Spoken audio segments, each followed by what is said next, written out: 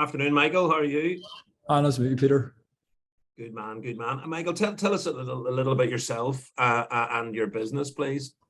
I'm a 17-year-old who runs a freelance 3D game asset development business. That can sound like a lot of words that don't make any sense to some people, but essentially what I do is create models that are digital and they are three-dimensional.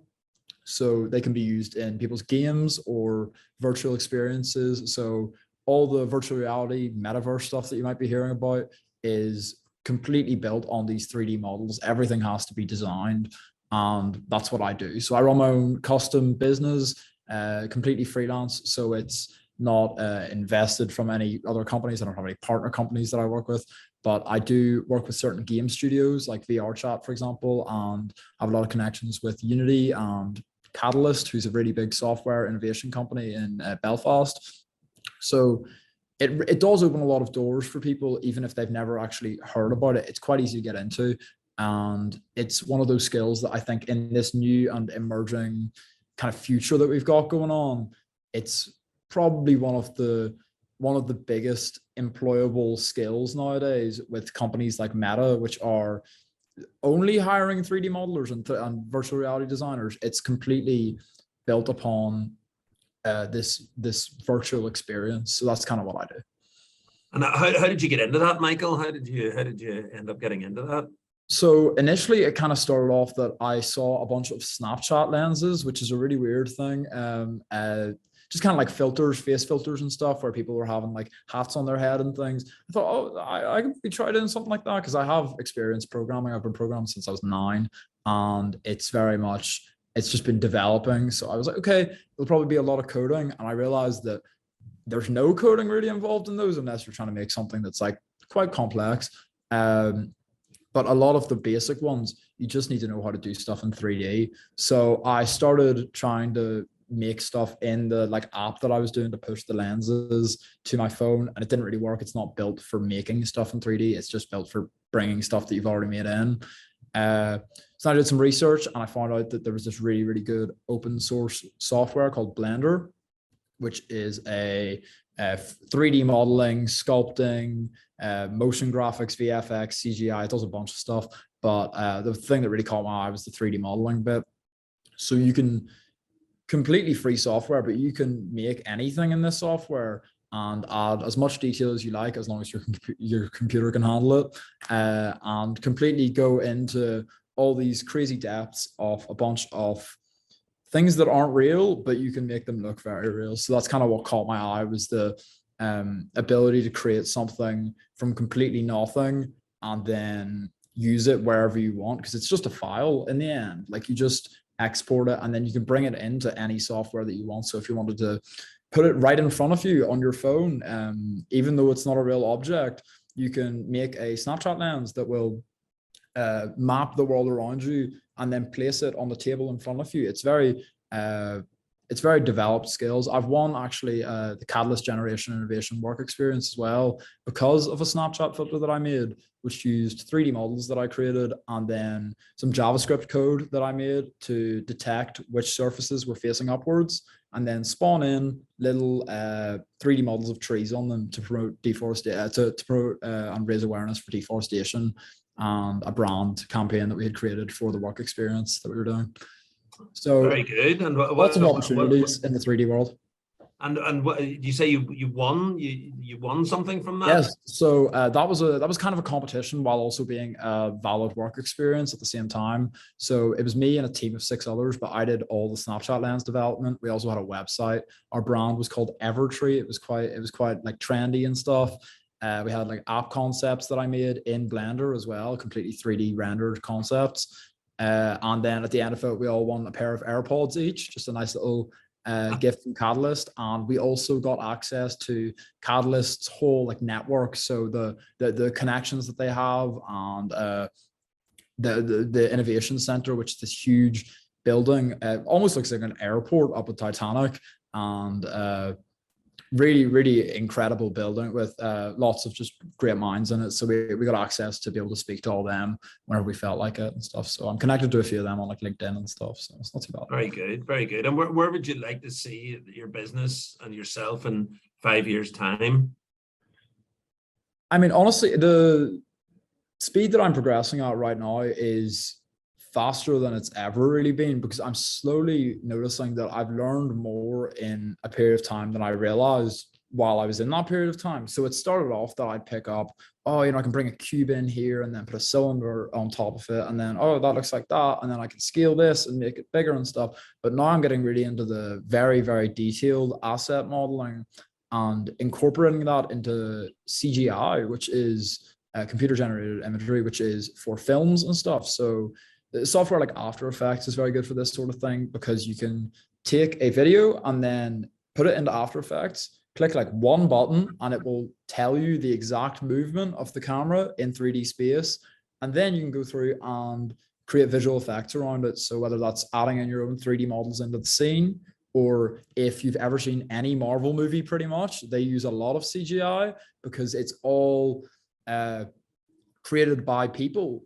And people commonly use the term CGI as kind of just a throwaway term. They think, oh yeah, computer made it, but it's really not a computer made it. It's a human used a computer to help them design something that they had in their mind. It's very much just a tool to create the final product. But that's kind of where I see myself moving into further, would be the CGI space of things. Because if you obviously, I've probably heard about the Titanic Studios and stuff, with all the huge film studios in Belfast, and Belfast Harbour Studios are getting, I think it's renovated or being built or something, as 86 million pounds or something in like one of the buildings.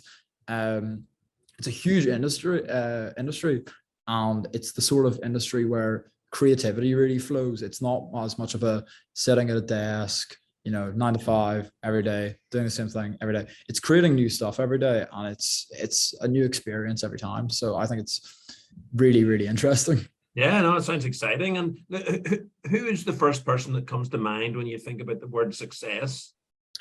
So there's definitely a few, but in my mind, I think Elon Musk, actually, because I think that his ability to harness the technology that we have at the present moment and just completely stretch its abilities to right to the end, like making the fastest production car in existence, the Tesla Model S Plaid, that was possible, but he made it possible. Like, it was, yeah, electric motors were there and stuff. And I think the whole innovation behind his mind is very interesting, the way that he talks and the way that he thinks just as a whole. There's definitely, what I think of success would be somebody who is content with what they have created.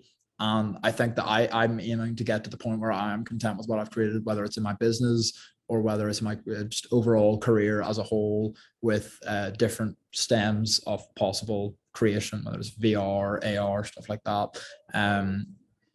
I think Elon Musk is a very good example of somebody who has created something and just completely stretched it to as far as he physically can to the technology of our time. I think it's he's an interesting guy. I was watching a very interesting. There was a documentary recently came out. TV. Yeah, very good, very good. What would you say to anyone thinking of going into business? Anyone else of sort of a bit like yourself? What would you say to them? I think honestly, nowadays it's very easy for people to try and push like online courses, but not courses necessarily, more like classes about 3D modeling on you, and saying, oh, you can only get good at CGI if you look here. Something I've noticed myself personally is that in the direct creative arts world, YouTube seems to be the best place that I've noticed. It's free. It's very much the sort of place, if you run into a problem, somebody's probably had that problem a million times before, and they've thought, I'm sick of this, let me show everyone else how to do it, so I never have to deal with hearing anyone complain about this ever again. So anytime I run into an issue, my first thought is always, okay, what have I done wrong? And then it's, okay, what I thought would fix it didn't fix it, let me look to YouTube or Google or something like that. And it happens with everyone who's in the creative field nowadays. There's so much information at our fingertips that it's so difficult to not just go to Google and say, okay, right, what have I done wrong? Because it is a great resource. So I think that's probably the easiest way to counteract an issue is, or for people who are trying to get into the field, would be to just notice that there's someone out there who's run into the same issue as you before, and it can be fixed. Like nothing's unfixable, especially with software. Usually there's a way to get around something, or there's a way to do the thing that you're trying to do. And the best part about in 3D modeling, in my opinion, is the endless creativity. That's what I noticed whenever I first got into it and I first started realizing I was getting good at it, was I can make anything. I can look at a picture of something and take the textures from it. Like, so if I was to take an image of this, for example, and take the textures from this and then make a 3D model off this, just pretty basic, you know, vertices and so on, and then take the image that I took and project it onto the model. So then the model has the same texture as this with the same reflections and stuff, and all the home button and stuff. It's just a remote that's sitting in the boardroom. But it's stuff like that. It's the creativity is amazing. So that's what I'd say to probably people who are trying to get into the field. Very good. And how a lot of people won't have much knowledge, myself included, about 3D modeling. So how can you see it sort of growing and becoming more part of day-to-day life as time progresses? Well, something that I think people think whenever they hear virtual reality nowadays, and especially in the past year or so, is metaverse. It's this new virtual oasis type thing. Where are we going to be? And it's this, people think you're going to be living your whole life in VR or something like that. It really isn't. It's more the way that we're currently living is described as being, you know, humans. We can see things, we can see dimensions and stuff. This is trying to add a whole new dimension to that. So instead of looking at a laptop and doing your work on it, oh, sorry, the light went off. Instead of looking at your laptop and doing your work on it, you can put an augmented reality headset on, or a metaverse headset, whatever it is, the Quest Pro, and 4 screens can appear above your laptop. So it's this sort of future that we're moving into, where everything will be reality, but like reality plus, almost like it's reality plus, oh, there's like 3 screens around you instead of just your normal laptop. And it's augmented reality and virtual reality is all for convenience. It's designed to be a easier way of doing things, whether it's people are moving into the world of fashion in the metaverse. Even 3D modelers are needed to create the 3D models of the clothes and these new designs and the new looks that people want. Somebody has to make them, and if more people learn how to 3D model, then it's going to create a way better and way more diverse industry that will flourish, because this is kind of where the world's ending up going at this point, is into this virtual augmented, let's take the things that we always see and change them kind of world. So I think it's definitely got a lot of potential. It's a fascinating subject. And listen, thanks very much, Michael, for sharing your story so far. It sounds like you've got an exciting future ahead of you. And if somebody wanted to get in touch with you, Michael, what would be the best way to go about it? More than likely LinkedIn. I'm pretty active on LinkedIn. I do appreciate my Discord as well, which is where I do a lot of my networking with different clients for my 3D modeling. That's where a lot of the business side of things directly runs, because there's a lot of gamers and stuff on that platform. It's pretty easy to reach out to people on, you know, video calls, voice chats and stuff.